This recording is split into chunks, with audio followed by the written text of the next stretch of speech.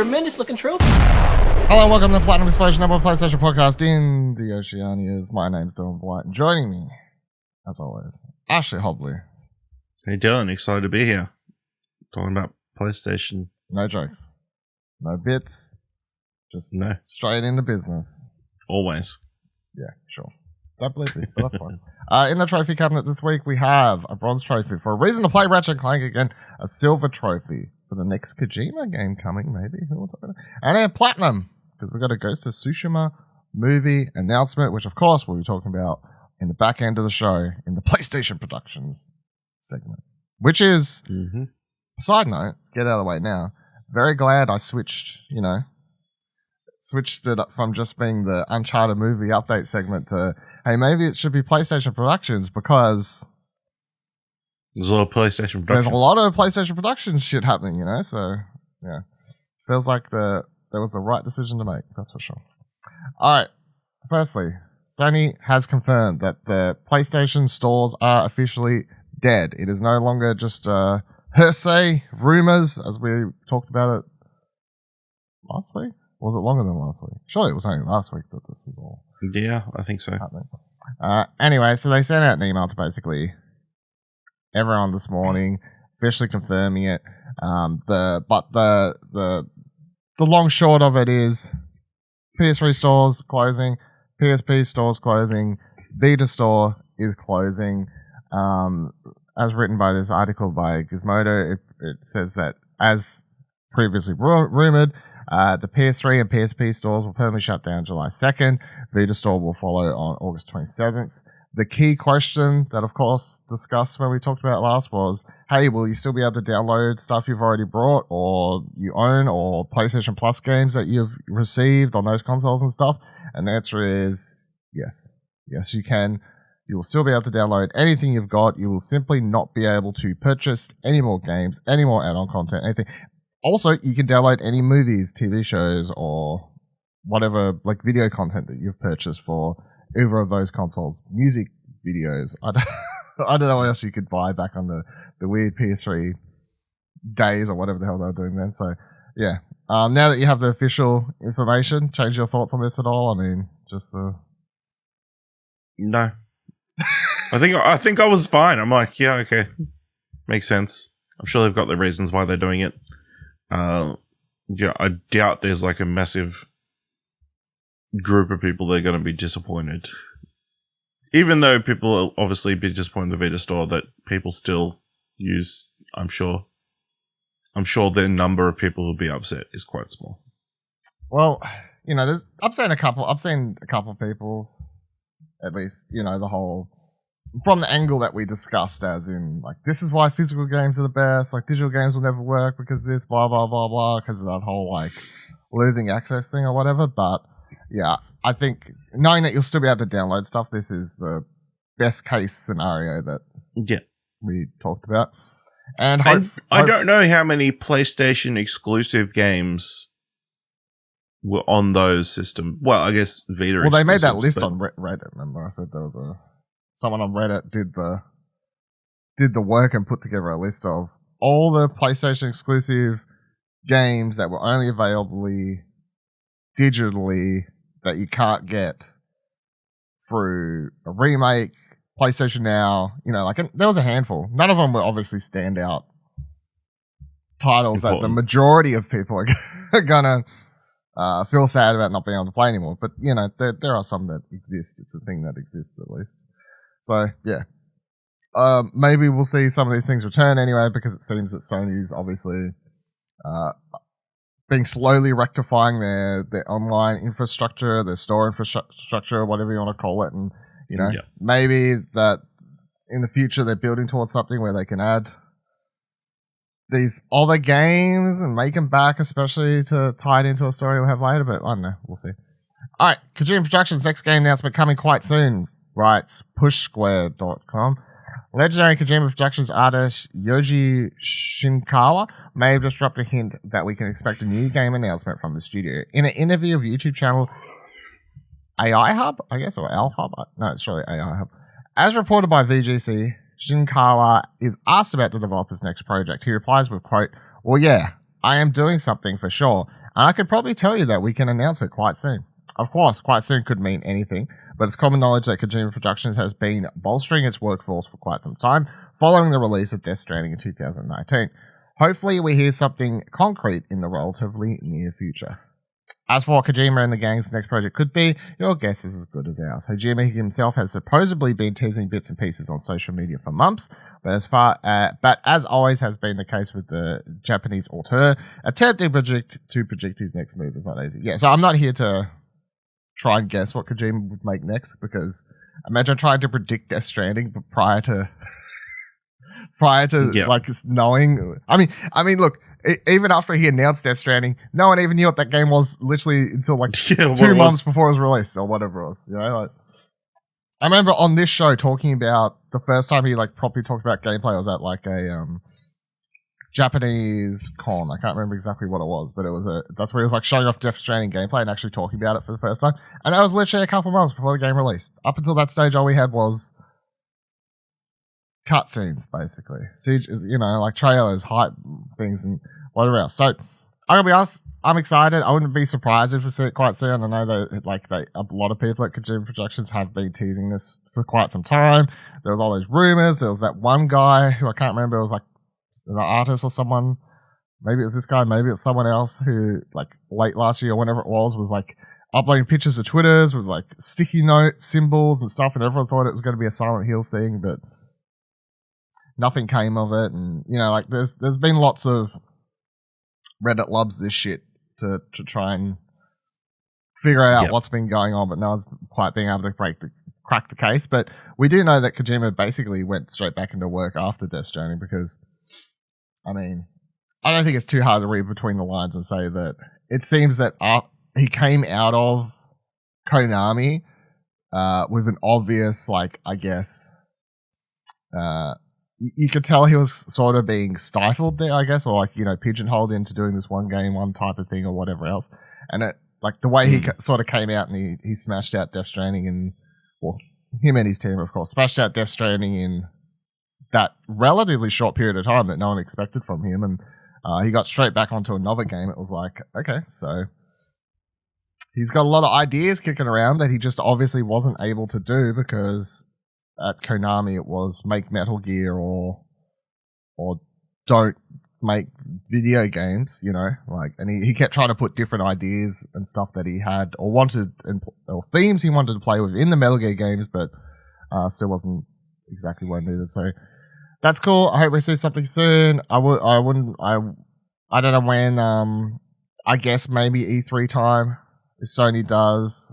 Well, I mean, that's the key question. Like, is it a Sony thing, or is it just going to be all platforms? Is it going to be exclusive to some other platform? Obviously, we don't know the answers to that, but I would say either way, if they're going to like put out a teaser announcement for whatever this is, maybe we'll see it in a couple months around that E3 period, if it's relatively soon, because that would be the next biggest time, I guess. But you know, these days with the way the world works and announcements works, state of play next week. Kojima's announcing his new game. Yeah, who knows what the fuck? Just drop it. You know, yeah. You know, 24-hour live stream of Kojima unwrapping something. This time it's just feet all over the screen. I don't know. Who knows what's going on? All right. Pushkar also writes, you'll age each time you die in PS3, PS4 Kung Fu game Sifu. Or, by the way, do we ever figure out if this is called Sifu or Saifu? Like, what's the rule? No. Am I fine to say Sifu, you reckon, for the time being? Yeah, I think so. What are you saying, Sifu or Saifu? Sifu. So they wrote, Sifu appeared in the recent Future Games Show Spring Showcase, and while there was no footage to enjoy, Slow Clap's co-founder Pierre Tano did appear to discuss the gameplay in a bit more detail. Primarily, he explained that each time you die, you'll visibly age. This is designed to show how the mastery of martial arts takes time and practice, and so you improve at the game, you'll also get older. There will be a limit on how much you can age, but the developer's keeping a lid on that for now. In the meantime, it did confirm that you'll face 5 bosses throughout the campaign, each inspired by an element from Chinese mythology. The upcoming PS5 and PS4 title certainly has lots of characters. Let's hope it looks and plays as well as it does. So I'm confused how this would work. Like, how Like, because I'm assuming you die a lot in this game. You know what I mean? So, yes. like, how much are you aging per death, considering this is a game where you're probably going to die a lot? It can't be much. You know, like, to reach an old man, as seen in the trailer, because that was the thing. I remember when the trailer dropped, there was a lot of like, oh, it's different characters at different time points, or you know, something like that. But yeah, now we know it's not actually different characters. It's literally just the same character, just growing in age, but not growing in age for story reasons. Growing in age because they die, but then also all the characters they're fighting stay the same age. You know what I mean? They stay like, in the same place for several years or whatever. Yeah. I guess it'll hopefully make sense in context, but yeah. Unless it's just supposed to be like a fantastical element thing. A stylistic thing, yeah. Yeah, and that's what they just chuck it under. They're like, it doesn't actually need to make that much sense because it's supposed to be a bit silly. But yeah, as when I saw this story up, and I was like, wait. Like, you go into a boss fight, my dude's like, oh, I'll challenge you. You fight him. You come back in, you've got a grey beard. Dude's exactly the same. It's like, what? You know, there's this nightclub scene in the trailer or whatever. They're playing the exact same music. Meanwhile, you've aged 10 years and they're still playing Katy Perry. Like, what's going on in here? You know? Anyway, interesting little tidbit about Sifu, whatever it is. Still no release date on that, by the way. So, I mean, I don't want one before we know it's coming, but it's supposed to be this year. This is 2021. They haven't given a seasonal traction yet, but we shall see. All right, Quantum Error, by the way, got a bunch of new gameplay during the Future Game Showcase last week as well. So I just wanted to bring that up quickly because that was a game that I've been talking about, you know, on and off or wherever throughout this show. It's 4 minutes 20 of gameplay, so it's quite hefty. In case you don't recall, this is the game in which you play as a firefighter who like gets called into a fire, and it happens to be at this facility or whatever. And then when you show up as a firefighter, you find out there's like aliens and shit there. It looks like a cross between Dead Space and Doom, basically. The gameplay is both exciting and also just there's a lot of points where it's very much obvious the game still needs a little bit of work to get there, which I give this game a little bit of leeway because apparently it's been made by like, I think it's like 3 or 4 people. And I don't mean like, I'm not, you know, exaggerating. It's legit like 3 or 4 people making this game, which is pretty, you know, considering what it looks like and everything like that. That's saying something pretty cool as it is. But yeah, there's quite a few enemy designs if you watch the full 4 minutes. A lot of them seem Doom, I guess even Doom 3 inspired because that's the more horror orientated Doom game, of course. But like, there's a thing that's crawling on a roof at one stage. It just has a weird animation. It doesn't look right. There's like these. If you're watching the video version, these floating head skull things. Something about the lighting on them kind of looks off a bit weird or whatever else. But they have a lot of cool effects and all this other sort of stuff. There's just a few things where it's like that needs. Like that kind of sticks out like a sore thumb, and you just need to fix that, and we'll be off here to the races kind of thing. But I'm still very keen for this. This is, of course, I think it was the first official PS5 game we ever talked about on here, where they were like, Quantum Error is a PS5 game, it's coming, and that was like before the PS5 we knew anything about it, or officially announced anything. Like it was the first sign of like it's a thing that's coming. So I don't know. I'm keen. I feel like I've talked about it on this show enough at this stage that I feel I'm fucking obligated to play Quantum Error nonetheless. So yeah. Deathloop.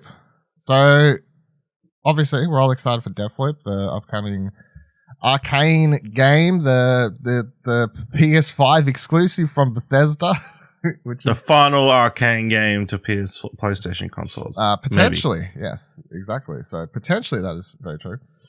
So we still had a lot of questions about it. Well, I know I have, and luckily Press Start put up a really handy interview last week that I feel like answered some of these things. So I mean, some of this stuff if you've been paying attention to trailers and stuff, you probably know about it, but there was a few other little interesting tidbits that I thought that Ewan got through his interview here. So I'm just going to run down from key things from each question, I guess, because there's only like 6 or 7 questions here.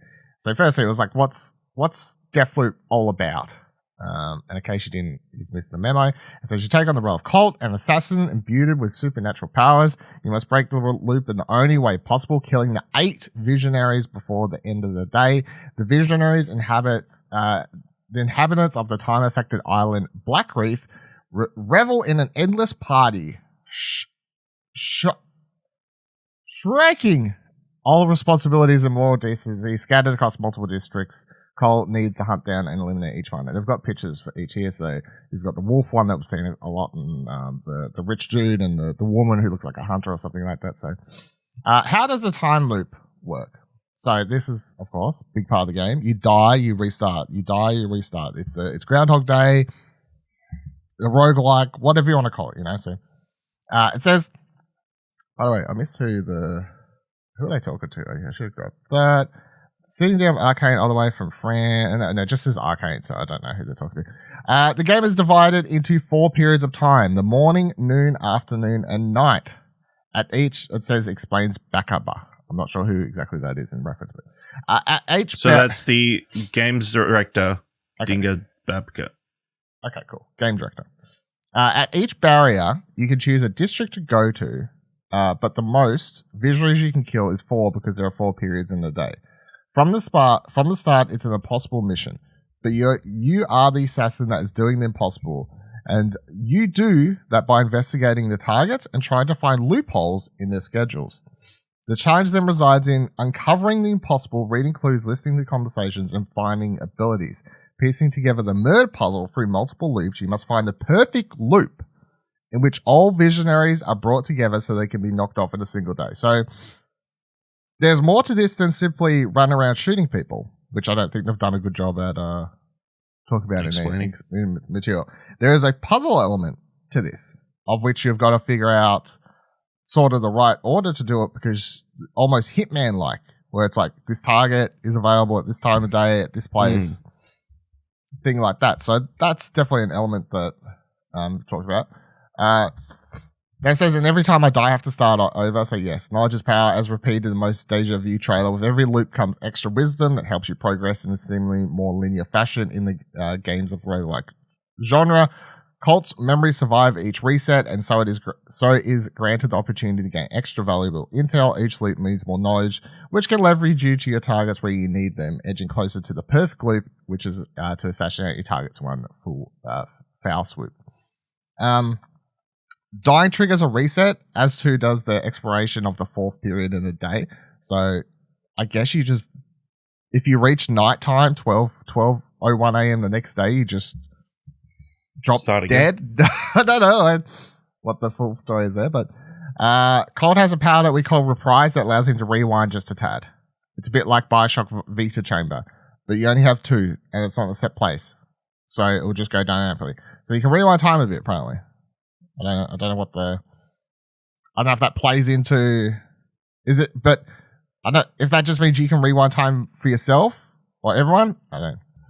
How does each loop vary? Seeing as we're spending a lot of time revisiting each area, I was curious to find out how much each district may vary between visits. I was surprised to hear Bakaraba? Yeah. Replied, the loop itself doesn't change much. It's the same area, which allows the area to learn where the dangers are or where the patrols are. It makes sense that what we're trying to achieve, again, it harkens back to the knowledge equals power mantra. The more familiar you get with each loop, the more efficient you become at dispatching foes. However, each period is quite different from one another. The patrols are different. Some areas are open and some are closed. The side content is not available or available. The weather will be different during the night to day. So it very much sounds like, hey, if you play the same area over and over during early morning, you'll learn where all the enemies are. You'll get it down pack. You'll be running into the room going, hit there, here, shoot. You'll get them all down.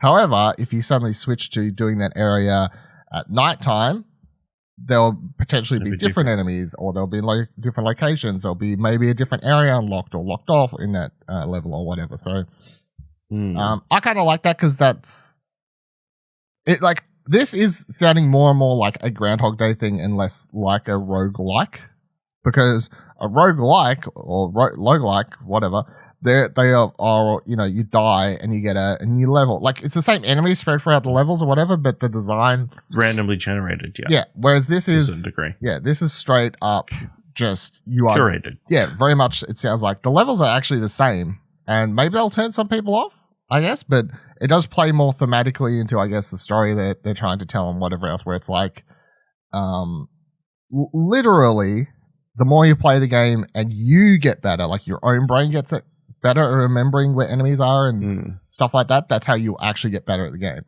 Because, you know, like sometimes these games, they're like, knowledge is power, but what they mean is the more you'll play, your character in-game will get better and like learn shortcuts or get like better abilities and stuff. But it sounds like this is a lot of like you actually have to, you will get better, you will remember stuff as a player kind of thing. There you go, Deathloop.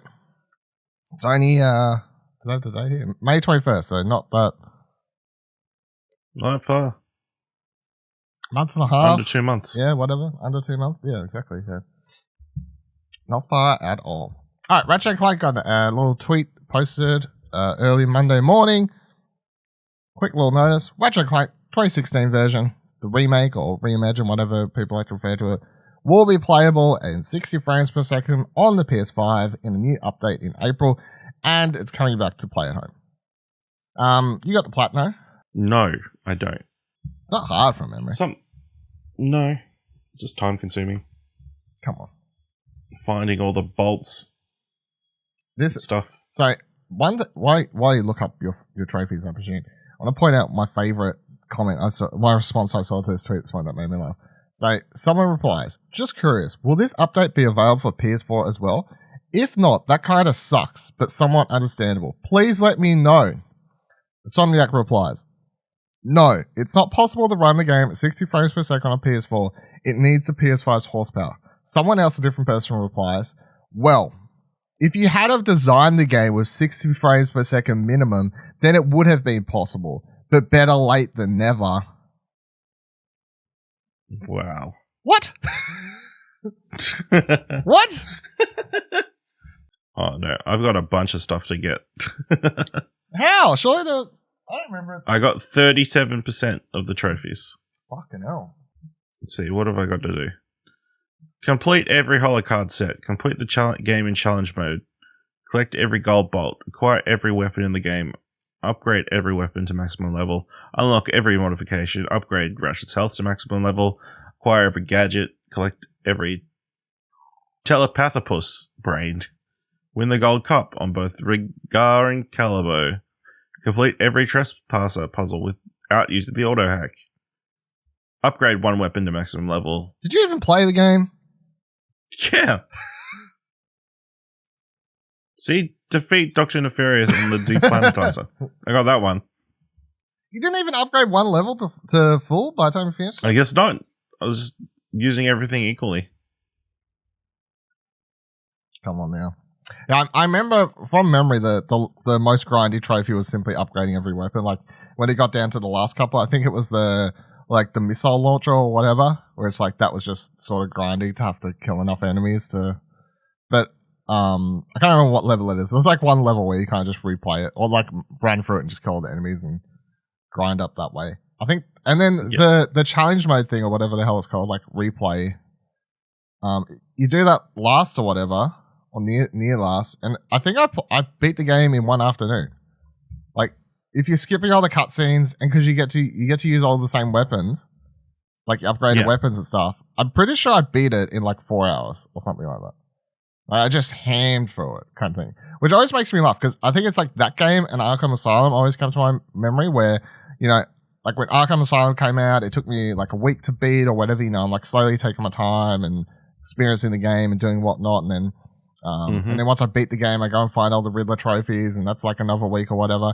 And then the last trophy I have left is like beat the game on hard mode, and I started at like 9 a.m. in the morning or some shit, and I finished it by the afternoon. Like I skip all the cutscenes and just going ham through it. I was like, what the fuck? These games are short if you if you just know what you're doing, I guess, and you skipping all the cutscenes and shit. But there you go. All right, Sony patent to add trophies to older games, writes PlayStation Lifestyle. The patent. So, as spotted by Reset Era, Sony has submitted a patent at the end of November that looked into using a process of emulation to unlock trophies on older titles that originally didn't have the feature. The patent describes how an emulation process could be triggered by, quote, a client device and would be used to detect whether requirements had been met to unlock one or more trophies. If all the requirements have been met, the process would then assign those trophies to the player. The patent is specifically aimed at, quote, previously released or sold video games, unquote. Using current methods, developers of titles that didn't have trophies would have to modify their games to implement them. For many of the older titles, this is no longer possible, nor is it worth the time and money to do so. However, this patent would remove the need for modifying games. So, this could be two things. It could be adding trophies to, like, a lot of games that you can play now that didn't have them. Say, like for example, Uncharted 1 obviously released, it didn't have trophies. However, Naughty Dog did the back work and added the trophies into that game. So, but there's a lot of, like, Assassin's Creed 1, no trophies, you know, this sort of stuff. But some of these games are available. Like, you can play them, I guess, PlayStation Now or whatever and stuff like that. But they don't have trophies. So, I guess this is me pointing out the maybe more probable use, like to add trophies to games that you can play, like PS3 games that you can play that don't have them. The more exciting one, of course, is people adding trophies to PS1 games, PS1 classics, or PS2 classics things, or whatever they are. But I think the majority, as far as I'm aware, all of those PS2 games that got released, they all have trophy lists. So I think it would just be the PS1 classics, potentially. But you can't play those on PS5. I don't think. Right? I think I'm wrong. Yeah. I don't think you can play those on PS5 as of not currently now. You haven't been able to play them since the PS3, I don't think. Yeah. You can play them on PS3, you can play them on your Vita. Unless they're going to do some sort of Xbox backwards compatibility thing. Yeah. Is the only possible thing I can think of, but that seems unlikely. Yeah, I don't know what this... Maybe it's giving them the option to add more trophies to games. You know? It's yeah. like, hey, Apex Legends, you want a platinum? Here. See, I want to know I want to know what that is. You know, that's the thing, because I know they've said previously with games like Gone Home and stuff, like this is a story where it's like Gone Home didn't have platinum. You know, Greg Miller kind of funny complains about it, makes it into a joke or whatever. Steve Gaynor from Fulbright is like, man, we didn't care about trophies, so they were just like, here's your point allocation, here's what you can do. We did the trophies, but then they talked to someone or whatever about it from Sony, and since then it's been discovered that basically if you want a platinum for your game, if you ask for one, you've got more chance than not. Which the proof of the pudding in that is Ratchet games, right? So they're like, we want a platinum because that's kind of how we sell our games. So they're always getting platinums. Where a lot of games that probably should have had a platinum, but they don't have one, didn't get one because they just got like auto-assigned based on, I guess, the information they gave the game or something like that, and they didn't get one. So when it comes to Apex, I'm like, I feel like their fault, or maybe they had a rule where free-to-play games can't have platinums, but I'm going to call bullshit on that because, like, if it's a, I don't know, like, why it wouldn't. It's like, we've put nearly 500, I've nearly put 500 hours into it. You've probably put fucking 500 hours into it. You know, like, does that not deserve a platinum? So could they not just ask for one? And then also, when it comes to like free to play games, I'm like, if it's getting regular updates and stuff, can I not just add trophies? Because Warframe does. Have you noticed that? You probably haven't yet. Look at the thing, but Warframe, free to play game that's quite popular, right? When that gets updates, free updates, it adds trophies DLCs. Like, I see them pop up in PSN profiles all the time. And it'll only be like 1 bronze and 1 silver or something per like story update or whatever. But they're adding new trophies. And they're free. So, should we not be getting a new set of trophies per, I guess, every time a new character is added to Apex? You know, here's a bunch of new trophies. Like 2 trophies. 1 for that character, 1 for something else. Come on. Maybe. I'll tell you what, if this is what helps get the platinum for Apex, then I'm all about it. But I love this. Yeah. I love this little diagram they've got in the article where it's like literally lays out how it goes. Start, perform emulation, detect triggers, all the required triggers detected, assign the 1 or more trophies, end. It's like, okay, this is my life. I could change this to. That's what I like to see. Yeah, so I don't know. We'll see if they add. Someone in the comments here pointed out Heavily Sword. That's not one. So Heavily Sword back in the day never had a platinum, and I kind of wish it did because the game was kind of hard, and I remember it being hard, and I finished it. I had nothing to show for it. All I can do is tell you that I beat it, and it was a game, and I finished it. It was one of the first PS3 games I beat actually. Yeah. Alright, Ghost of Tsushima success has reignited Daisuke Sato's?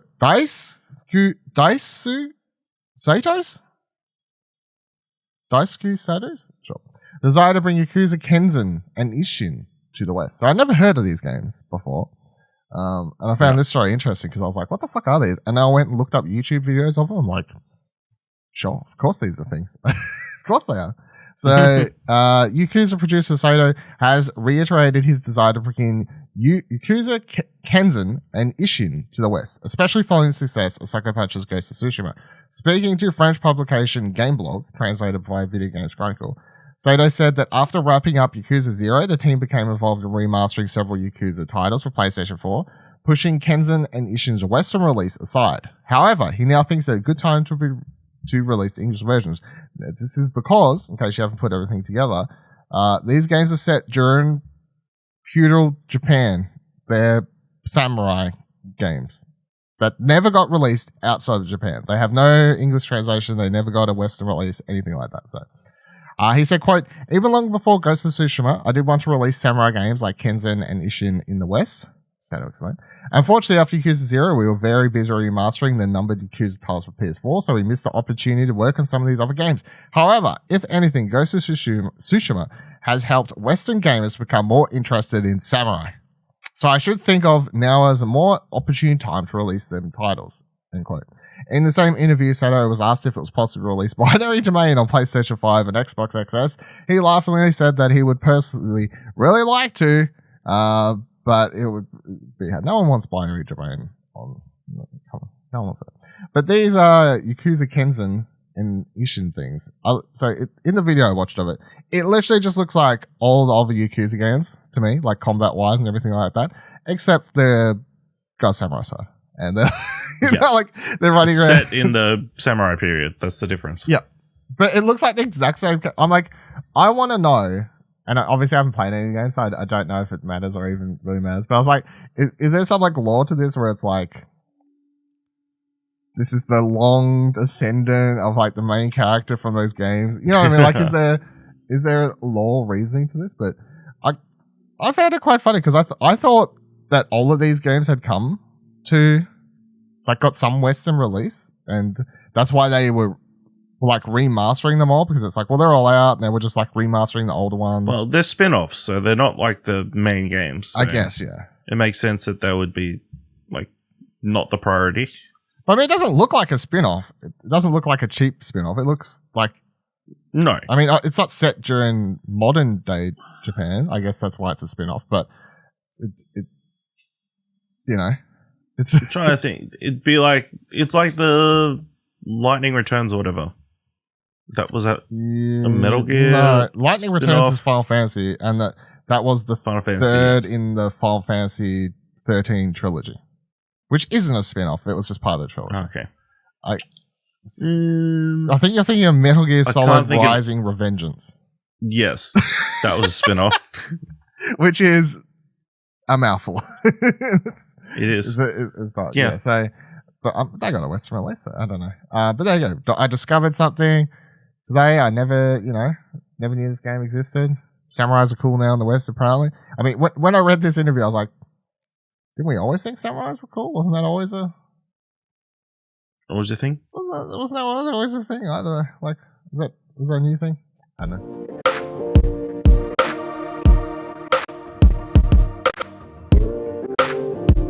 All right, PlayStation Productions news. Of course, we're talking about Ghost of Tsushima. So, Kotaku writes, Sony is developing an adaptation of last year's terribly decent... Oh, that's some hot takes inside. Terribly decent Ghost of Tsushima. Deadline reports, John Wick franchise director Chad Stahelski, you guessed it, is directing. Saying, quote, Assad Quizzlebash, head of PlayStation Productions, said, quote, we love working with creative partners like Chad who have a passion for our games, ensuring we can create rich adaptations that will excite our fans and new audiences, end quote. Ghost of Tsushima, released by Sucker Punch Productions last year, tells the story of Jin Sakai, a samurai tasked with defending his home during pseudo-historical Mongol invasion. The open-world adventure game was warmly received by critics, many who've praised its liberal use of superficial homages to Japanese cinema, most notably the works of Akira Kurosawa. So that's where I'm going to jump off, because that is I'll give my 2 cents first. Cool that the Ghost of Tsushima, when I saw this announcement and the headline was Ghost of Tsushima movie announced, I was like, yeah, fuck yeah. All about that. Why not? The game was inspired by a cinema. It's all around table. You know what I mean? Like, everything comes back. Sucker Punch is like, we was inspired by the work of Kurosawa to make our game, and now someone's going to make a Kurosawa like samurai movie in 2020, whatever. Like, cool. And I click on it, it says director Chad Stahelski or whatever. Nothing against him. I like his movies, right? So it's not I dislike his director or whatever, but I just don't see how his style of movies, which is John Wick, in case anyone's been keeping up, like, that's what he is most famous for at this point.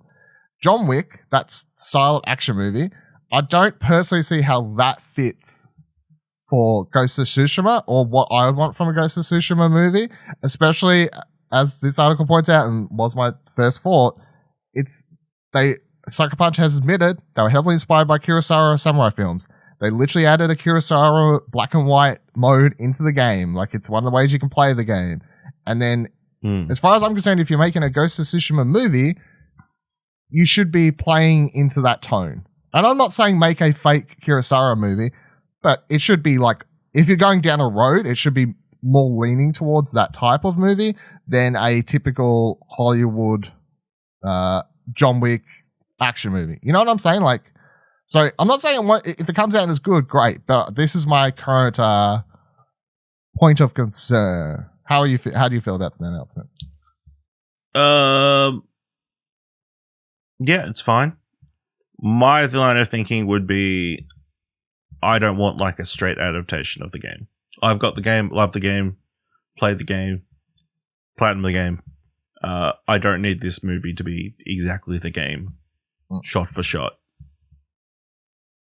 It doesn't need to be exactly the same. Obviously, follow the similar storyline. Obviously, it's going to be super condensed. It's probably just going to be like the main campaign stuff. You're not going to cover all the stuff. It's going to miss all the most interesting parts, which is actually the side missions. Yeah. So if you break it down, most of the movie you would assume would be him being Ghost and doing ghost-like things, which makes sense for an action director to do. Yeah, I guess that's another good point to bring up. It's like, well, in the game you can kind of choose which way you want to play more, which direction of combat would they more lean into for the movie. It has to be the ghost stuff. That's kind of the more interesting visual or like thematic thing that a movie could choose, because that's the direction they have to go. They can wear all the masks and sort of shit like that, I guess. But look, I mean, if you want to do the movie properly, or you want to like pick the themes or whatever, then I would say that yes, you would tell the version I kind of wanted the game to be, which is that you can focus in on that story of Jin doing the ghost shit, and then you can add in some more drama of like, you're not really a samurai anymore, dude. Like, you're kind of, you know what I mean? Like, that's You have to commit. It's a movie, not a game. Still do that, so. but it's going to be obviously it's a different format. It's going to be told differently. So expect it to be different. It's not going to be the exact same thing, and I don't know why people want it to be the exact same thing. People always want video game.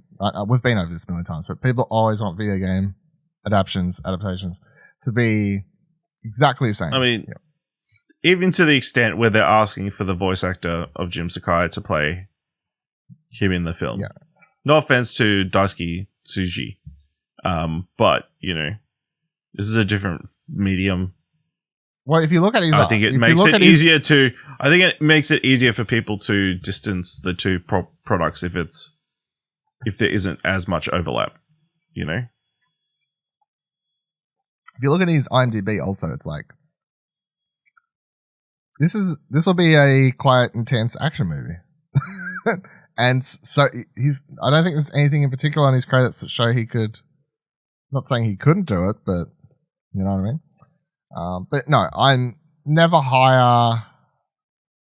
Maybe in rare occurrences, but never hire the same actor to do.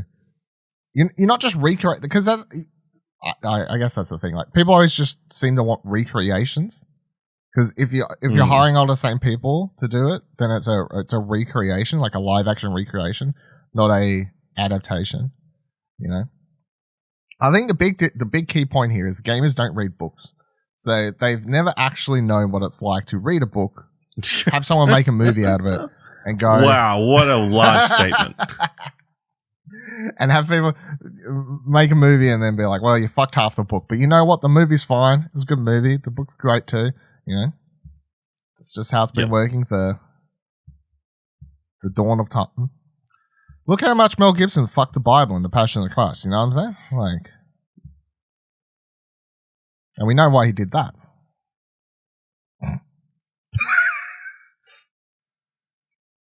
I'm just going to leave that hanging. I don't even know where we're going. I don't know how you move on from that, yeah. Went on to play Santa Claus last year. Yeah, good job. Ghost of Tsushima, I'm looking forward to it. We'll do it. I feel like Sony's kind of getting their shit together with all these things. Which is good, because I remember when they announced PlayStation Productions, I was like, okay, I'm sure this, like your last few efforts, you'll announce a bunch of projects and they'll sit in limbo and nothing will ever come out. Whereas it very much seems like Sony and PlayStation are. I know this is a thing now. Like we're making good. We're aiming to make and release good movies or TV shows or whatever. So it's exciting. Between, I guess, what's our full list now? Last of Us TV show, Uncharted movie, Twisted Metal TV show, and now Ghost of Tsushima movie. Maybe I'm missing something, I can't remember, but they're like the 4 key ones, I guess. Yeah.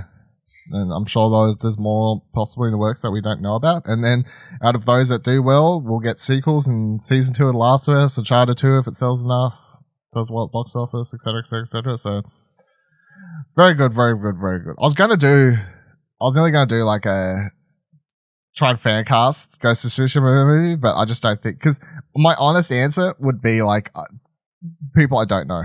There's my answer. You know what I mean? Like, I don't hire Japanese actors I don't know. That's how I would feel about that. Do you have any could you even attempt to like fan cast the Ghost of Tsushima movie? It's like, not off the top of my head. No. Yeah, I'd have to look into it more. Maybe we could do something, but yeah. Or in my mind, if you were to do it properly, obviously, I feel like it would be everyone would be speaking Japanese, and it would be. But that ain't going to happen because it's a Hollywood movie. So I'm meeting in the middle and going, at least hire Japanese people for the movie, I guess. Like, don't hire Tom Cruise to play the lead, the Jin Sakai. So. No, yeah. Yeah.